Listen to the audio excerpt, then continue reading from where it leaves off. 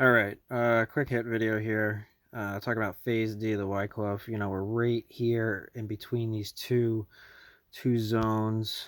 What does that mean? Well, we're trading between these two channels, which likely are going to act as support and resistance. You know, it looks like we had our sign of strength. We went really far up. You know, a nice rebound. We got up into this upper zone. Finally stayed in there. I thought we'd trade in it for the weekend. I thought we'd trade somewhere between 36 and 40. You know, the one thing that we're missing at this point is really breaking up into this upper trading zone. You know, until we do that and then come back down, we really got to get above 40.7, and it should look like this. It should be something along these lines. Big green bars, very strong. That's the SOS, right? We're gonna see that somewhere up here. But what could happen is there's really a lot of things that could happen. We could fall back down. We could get another spring. This could fall down and then come up. Is the one thing to remember is this phase D, is full of it's just full of traps. There's traps everywhere, and the more they could fake anybody out, the better. So look for sideways action. Look for price to kind of like teeter in this upper part of the zone, but we really need to break much higher, much higher. So this is far from over. It's very encouraging, but we need to see price get up in here, really come out, and then come back down. And if it goes back up here, this is where where a lot of people would buy. This would be like the buy zone on this trigger for somebody who's risk averse and they're waiting for confirmation. Because what could happen is, again, it could fall back down. We have not gotten above 40.7. That's sort of the magic number that we're looking for. So stay tuned. Again, I have buys here. I ended up buying here, 34.8. I have money saved here. I sold, just so everyone knows, I did sell at 39.4 and 39 flat, looking to buy back in around 36. So I am hedging a little bit. That's so sloppy. I'm looking to buy again here on a little retracement back in, and then see it goes, because there could be more than one LPS, and we're going to need to see a sign of strength. So all an LPS is going to be one of these strong trading areas, and it should correspond with something that was support or resistance previously.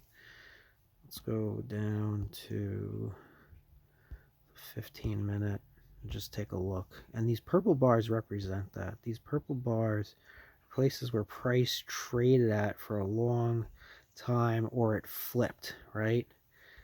So we've got to turn each one of these purple bars probably into support before we really get out. So we can't count our chickens yet. There's still a few eggs to hatch, and once we see them, once we see another SOS, another LPS confirmed, and then price sending out again on lower volume. That's another thing. It's another thing that's going to happen. That's key, and that's how I'm going to end this video. Volume. As volume decreases, it gets sucked up, right? So volume's going down. And demand is unchanged or demand is increasing, right? So if demand goes up, volume goes down, you know what happens to price. And that's really the name of the game here, is to suck up and absorb volume so that you could sell it back to the retail trader later in one way or another. Either dump it on them or run up the price and sell it. So suck up the supply and drum up the demand. And that's the path forward. So what I'm trying to do is I'm just trying to buy and sell when I think the composite operator is buying and selling. So the more I could accumulate by, let's say, selling at the top and then buying back lower, um, I too can absorb as much as I can.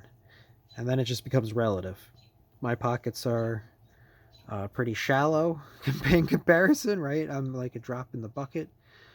But again, I want to get a slightly larger drop in that bucket when this is all over. All right, and that's the name of the game here. So I'll hold once this is done, but until then, I'm gonna be flipping it and just trying to get as much extra as I can until this runs over. So we just need to stay tuned and not overdo it at any one step. Look for confirmation, but again, be prepared. Price could come down here again, or it could just leave the station. So another thing, the reason I think 10 to 14 days is, how long it's taken just to get through a single cycle. But at this point, I think the cat's out of the bag. I think too many people are aware of how the game's being played here. And, I think there's a real concern about risking losing some of those shares. So this could be it, because everyone was very, very bullish around this time right here. So this could have flushed a lot of them out. And when it does decide to leave the trading zone and exit, it's going to do some after everyone thought it was going to go the other way. So if we do have another cycle, just be reserved here. Again, buy where it makes sense. You could be a buyer here. You could buy down here. It's not going to hurt that all bad if you believe the floor is around 30. You could dollar average in up here, but expect something like that or like this to happen. Now if it goes up here and keeps going, just hold. All right, good luck. Let's see how this plays out.